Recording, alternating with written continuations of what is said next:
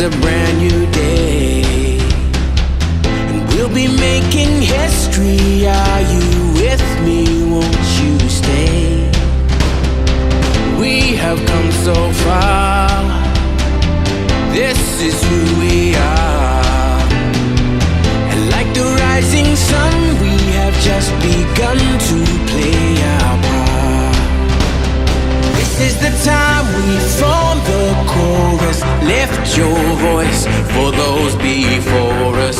We can rely on one another.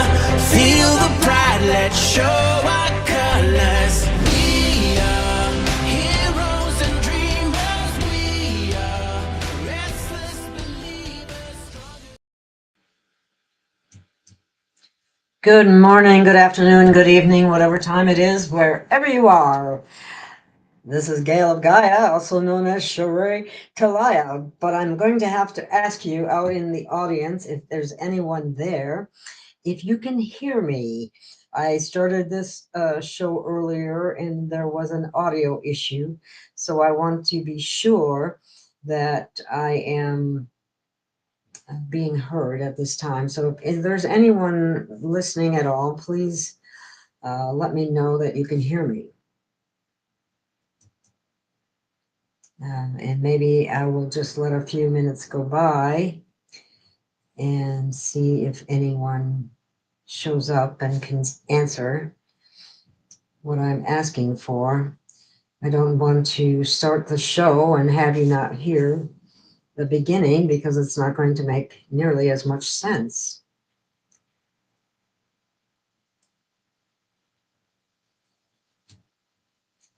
Is there anyone there? Is the show live? I guess. Oh, good. Thank you. Thank you. Thank you. Okay. Now, thank you, Julia. I feel like I can get started. So, at least I can be heard, and that's always a good thing. So tonight, the name of this show is called Caged Conscience, the Incarceration Industrial Complex, Follow the Money. And it is a very surprising topic. I just did a recent show on this, and the day after I did the show, they came up with new figures, which I found extremely interesting, because we went from 182 billion to 445 billion. That's quite a big difference. So tonight we're going to slow down and do something very simple. We're not debating politics. We're not arguing sides. We're not looking at structure. We're not talking about defending crime. It's not about attacking victims. And it's not about saying people shouldn't be held accountable for harm. Tonight is understanding a system, because a society can only fix what it is willing to see. Most people will never walk inside a jail. Most people will never see a courtroom from the defendant's side of the room. Most people will never receive a collect call that costs more than a family meal.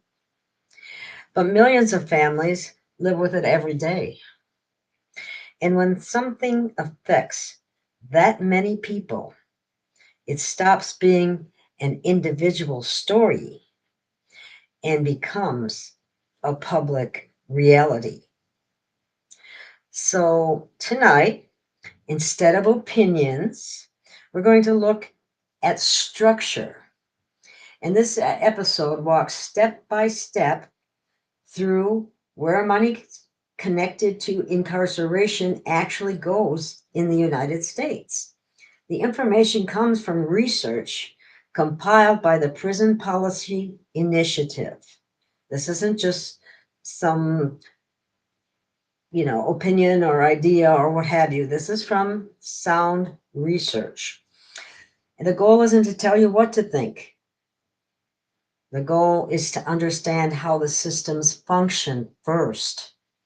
And then each one can decide what it means.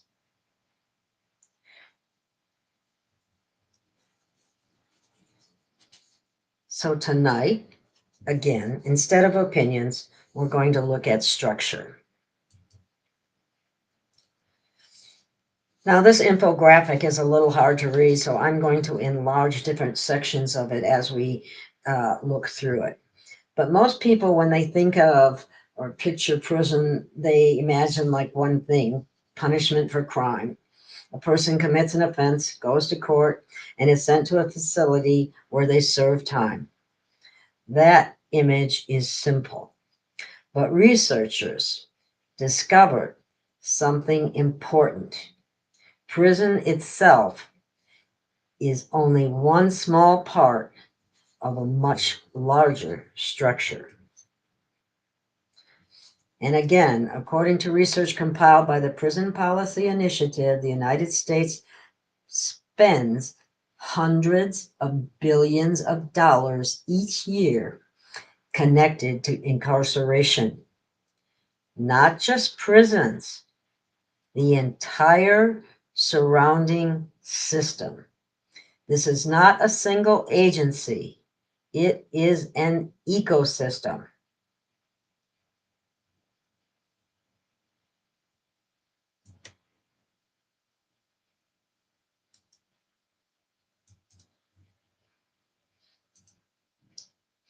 Money flows into many different areas.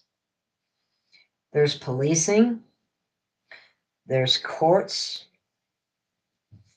there's probation and parole systems, there's jail operations, there's prison construction, transportation, and administrative supervision. This means incarceration begins financially long before someone ever reaches a prison cell. So when you keep looking at that $445 billion figure, how large is the entire system built around incarceration?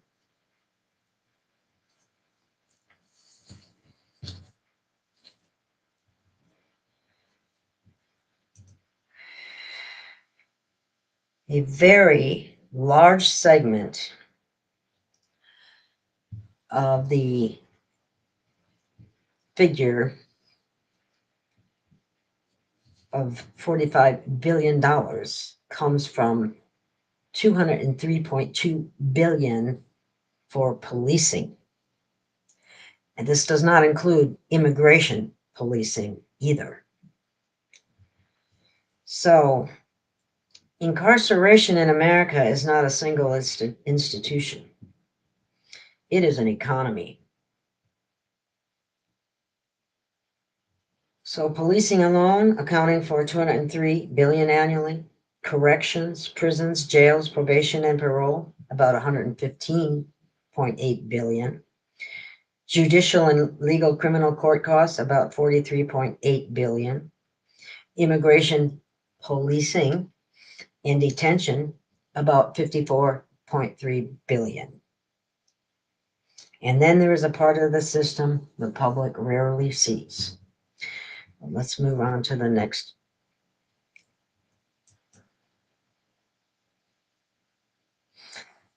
The other aspect of this is the judicial and legal, which includes criminal law only, is $43.8 billion. Prosecution, $8.5 billion. Indigent defense, $7.9 billion.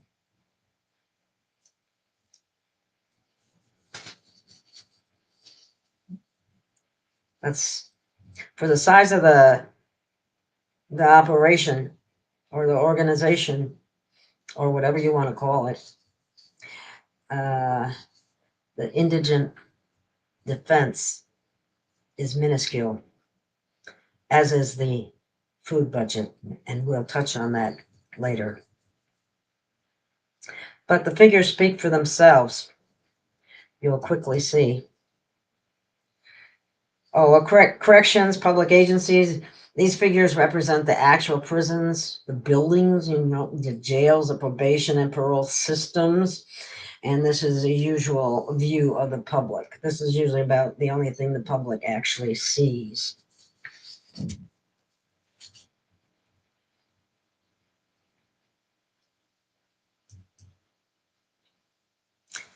Now, let's talk about direct costs paid by families.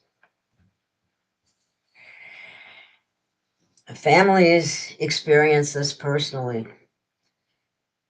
Phone calls from prison often cost far more, are far above normal market rates. This is a fact. Basic commissary goods, and very basic. Soap, food, clothing are frequently sold at much higher prices than retail. Money transfers, travel, deposits of any kind, communication costs, all fall on the families. And every single transaction has a sizable fee attached to it. So punishment doesn't end at sentencing, it spreads outward. The research describes incarceration not simply as a criminal justice process, but as a network of financial incentives shared across public and private actors. Now, I want you to think about that and remember the incentives that they had for COVID. Incentives and public trust are something to think about. If success is measured by rehabilitation, a system will build rehabilitation. If success is measured by supervision, contracts, and occupancy of beds, the system quietly rewards expansion. This is not a conspiracy claim. It's a structural observation.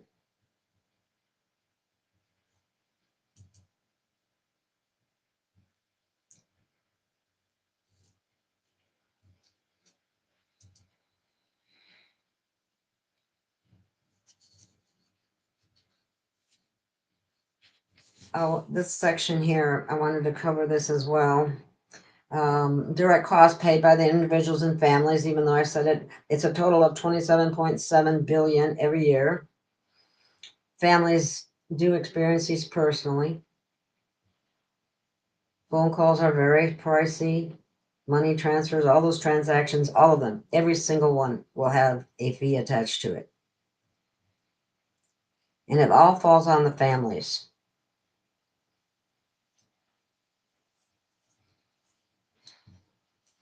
And again, because systems behave according to incentives, if success is measured by rehabilitation, a system will build rehabilitation. I know I'm repeating this, but I think it bears repeating. If success is measured by supervision, contracts, and occupancy, the system quietly rewards expansion. Again, this is not a conspiracy claim. It is a structural observation.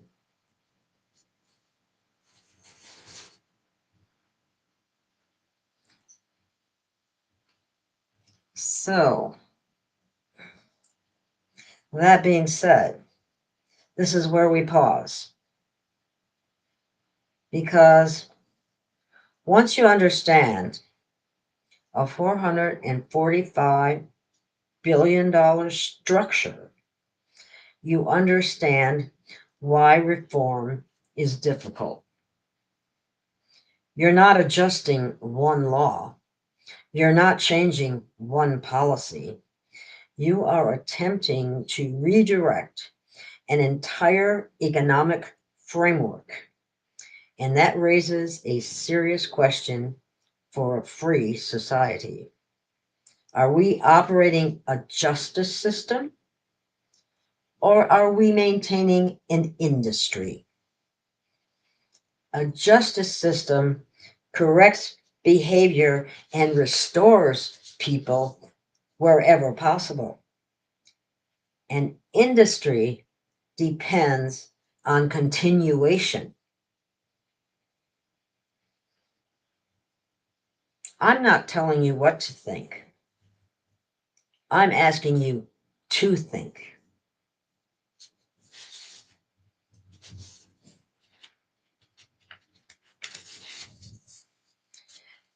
Because compassion does not weaken a society. Understanding does not excuse harm. And truth does not fear examination.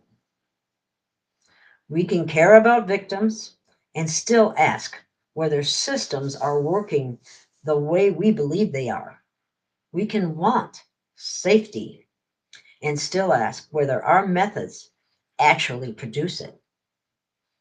And sometimes the most important step toward justice is simply being willing to look.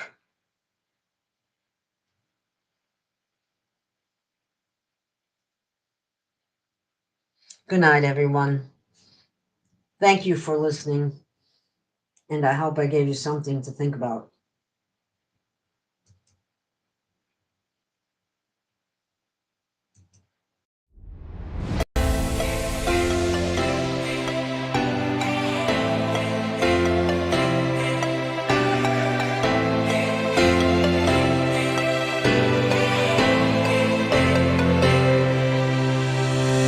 We have found our way.